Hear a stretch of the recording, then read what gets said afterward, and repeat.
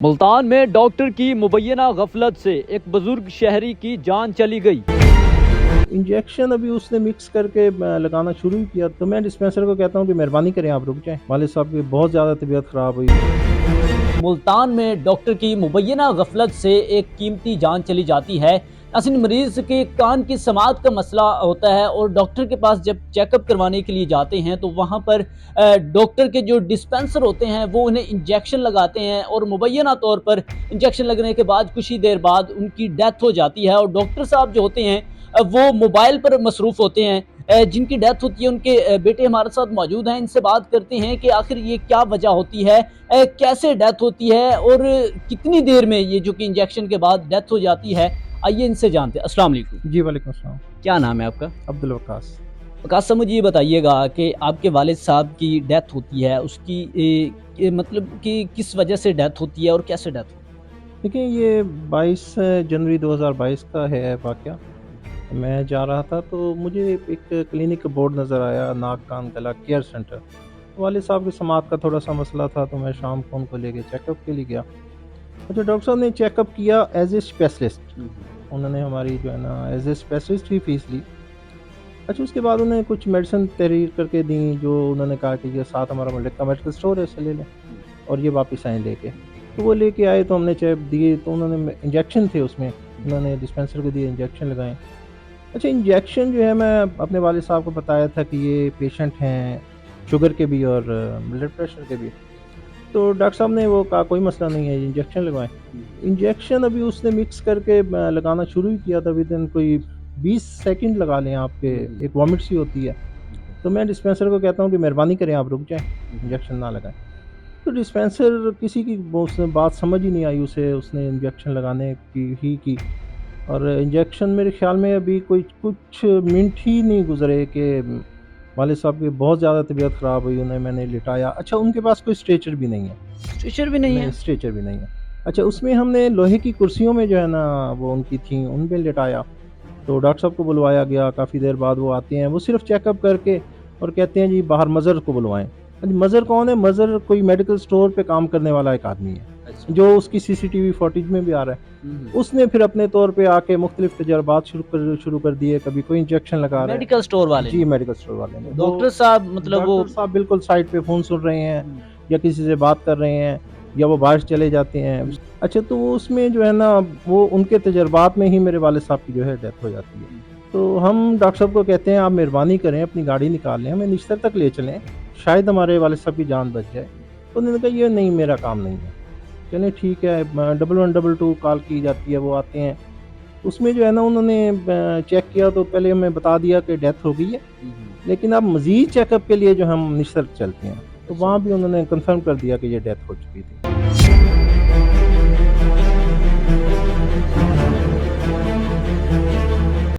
तो ये डेथ होने का ये जो लम्हा था ये कितनी देर का था? ये ज़्यादा आप कोई 10 से 15 मिनट नहीं है, ये भी बहुत ज़्यादा होंगे। मेरे ख़्याल में 5 से 10 मिनट के दरमियान डेथ हो चुकी थी। और अगर डॉक्टर साहब या उसका कोई अमला जान बचाने की तरफ जाता, तो शायद ये जान बच सकती थी। अच्छा। हाँ, तो ये किसी ने कोशिश नहीं नहीं, की कोई बात? कोशिश, सिर्फ़ तजर्बात होते रहे, ये इंजेक्शन लगा दें, ये इंजेक्शन लगा दें, वो लगा दें। और डॉक्टर साहब अपना बड़ा ही मुतमईन अपना खड़े हैं, सीसीटीवी कैमरे में देखेंगे आप। अच्छा, वो कभी कहीं जा रहे हैं, कभी किसी से बात कर रहे हैं। उनको फ़िक्र ही नहीं है कि एक मरीज़ जो है वो आखिरी स्टेज पे है, मैं इसको बचा लूँ। अच्छा, दूसरा फिर मैंने जाके जो है ना पीएचसी में जब हमने एप्लीकेशन दी, तो हमारी बाकायदा हियरिंग हुई वहाँ पे। 27 नवंबर 2023 को पीएचसी ने फ़ैसला दिया, जिसमें इसकी गफ़लत साबित हुई और एक्सपर्ट ओपिनियन में भी इनकी गफ़लत साबित हुई। फिर ये डिस्ट्रिक्ट एंड सेशन जज मुल्तान के पास अपील लेके गए, उन्होंने भी इनकी अपील ख़ारिज की। इसके बाद ये हाई कोर्ट में गए हैं हरासमेंट की अपील लेके। थोड़ा-सा जो है ना पुलिस हरासमेंट इसमें जी, कैसी? हरासमेंट ऐसी कि हमने एप्लीकेशन दी थी पुलिस में एफआईआर के लिए। तो पीएस थाना दिल्ली गेट लगता है हमें ना, अच्छा। उस वक़ूए को। तो वहाँ कुछ अनासिर ऐसे हैं जो इस डॉक्टर के साथ मिले हुए थे, अभी मिले हुए हैं खैर।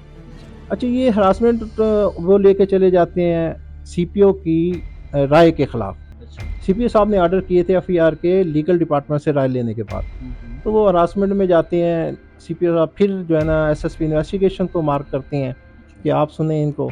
एसएसपी इन्वेस्टिगेशन जो है ना हमें सुनते हैं, उसके बाद एसएसपी इन्वेस्टिगेशन कहते हैं अखलाकी तौर पे हम आप रुक जाते हैं कि जब तक हाई कोर्ट का फैसला नहीं आता, वरना हाई कोर्ट ने हमें बाउंड नहीं किया कि आप एफआईआर ना दें। अ, तो उसमें 15 जनवरी 2025 को सरदार अकबर अली साहब का बहुत अच्छा फैसला आया। उन्होंने हरासमेंट खारिज की और ये एफआईआर जो है ना 60/2026 थाना दिल्ली गेट में दर्ज हुई है। अच्छा, वो एमबीबीएस थे तो उन्होंने ये मतलब अपना जो निज़ाम चलाया हुआ था वो ईएनटी के हवाले से था? जी, उनके बोर्ड पे भी जो है वो ये लिखा हुआ था नाक कान केयर सेंटर गला, अच्छा। नाक कान गला केयर सेंटर। अच्छा, उसके बाद माहिर अमराज दिमागी भी वो हैं, हाँ, बचकान के भी अमराज के भी माहिर हैं वो। अच्छा, तो ये काफ़ी सारी डिग्रियाँ इसमें मैं समझता हूँ कि पीएचसी की जो है ना वो थोड़ी-सी गफलत है यहाँ पे कि ऐसे डॉक्टरों के खिलाफ कार्रवाई ना करना, क्योंकि अगर हम गुज़रते हुए बोर्ड देखते हैं तो पीएचसी के एहलकार भी गुज़रते हुए बोर्ड देखते होंगे। तो उनको ना रोका जाना कि आप एक एमबीबीएस डॉक्टर हो के इतनी सारी डिग्रियाँ कैसे लिख रहे हैं? तो शायद या पीएचसी के सामने ये नहीं गुज़रा होगा केस। बहरहाल पीएचसी के सामने जब केस आया तो उन्होंने बिल्कुल इसमें उनको नाअहली करार दी और उनको 5 लाख जुर्माने की भी सज़ा दी और साथ में उन्होंने हमें कहा कि आप इसके खिलाफ कोई भी क्रिमिनल कार्रवाई जो है वो कर सकते हैं।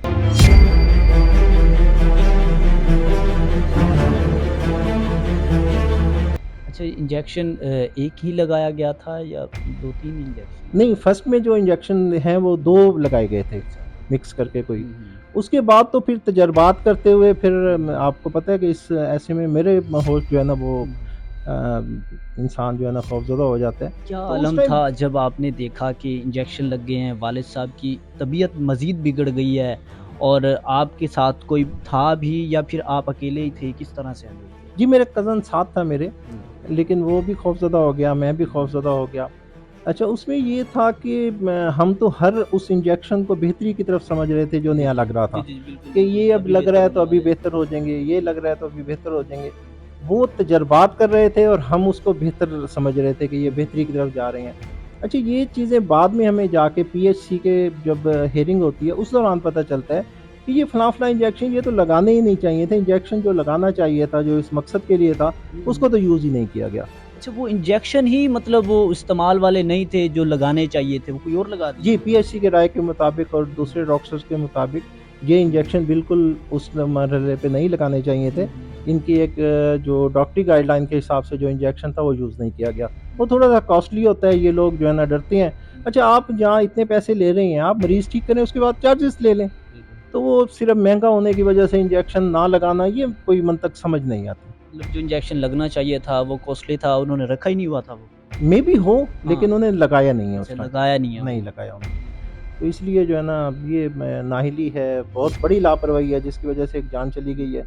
तो कोशिश कर रहा हूँ मैं 4 साल से लगा हुआ हूँ कि ऐसे लोगों को जो है वो कैफ़े किरदार तक पहुँचाया जाए, ताकि आगे जो है वो मज़ीद जो है ना किसी जान का कीमती जान का नुकसान ना हो। मोस्टली ऐसा होता है कि कुछ अरसे तक जो है वो अगर सुनवाई ना हो, केस में कोई मतलब कि कोई फ़ायदा नज़र ना आ रहा हो, तो लोग केस मतलब वो खुद ही पीछे हो जाते हैं। लेकिन आपके वालिद की जान चली गई और आप किस कदर मतलब तग-ओ-दो में लगे रहे कि मैंने वो मुलज़िम जो है वो उसे सज़ा दिलवानी है। जी, मैं अल्हम्दुलिल्लाह 4 साल से इस केस में लगा हुआ हूँ। किसी एक दिन भी मैं इस केस से पीछे नहीं हटा। मैं पीएचसी से लेकर और पीएमडीसी भी अब फैसला आने वाला है उनका अनकरीब। तो मैं तो इंशाल्लाह एक दिन भी नहीं हारा, एक दिन भी पीछे नहीं हटा। हाँ, ये जो है आम आदमी के बस का काम नहीं है। ये केस लड़ने जो है ना और इन जैसे लोगों के खिलाफ जो एक मेरे ख़्याल में डॉक्टरी धब्बा है। जी हाँ, बहुत अच्छे डॉक्टर हमारे पाकिस्तान को जो है ना वो सर्व कर रहे हैं, हमारे पाकिस्तान के लिए बहुत अच्छा काम कर रहे हैं। इन जैसे चंद लोग जो है ना वो धब्बा ज़रूर हैं और ये इंशाल्लाह मैं इस डॉक्टर की सज़ा तक इंशाल्लाह मैं थक के हार के बैठने वाला नहीं हूँ। अच्छा, उनके हॉस्पिटल में और भी कोई वाक़या या उनके हाथों किसी और की भी जान जाने का कोई वाक़या सामने आया है? जी, बिल्कुल इनसे हमारी बात हुई थी, एक दोस्त के पास ये आए थे हमें हमारे पास माफ़ी माँगने के लिए। तो वहाँ हमने ज़िक्र किया कि आप 2 डेथ जो है ना पहले भी इस तरह कर चुके हैं। अच्छा। क्योंकि हमें जो जब पता चला, हुँ, तो हुँ। उसमें एक का तो वो मानते हैं और वो उसमें कहते हैं जी वो मेरे पास बहुत ही क्रिटिकल पोज़ीशन में आया था, तो अच्छा। जहाँ बचने के हालात नहीं थे। हुँ, लेकिन वो भी सेम यही इंजेक्शन लगने का जो है ना, हुँ। ये सस्ते इंजेक्शन लेते हैं कोई कट प्राइस में या कुछ हल्की कंपनियों हुँ, से। हुँ। या आप देख लें जो इनके बिल्स वगैरह पे करते हैं, तो वो फिर जानों की परवाह इनके लिए कोई अहमियत नहीं रखती, इनके लिए पैसा ही सब कुछ है।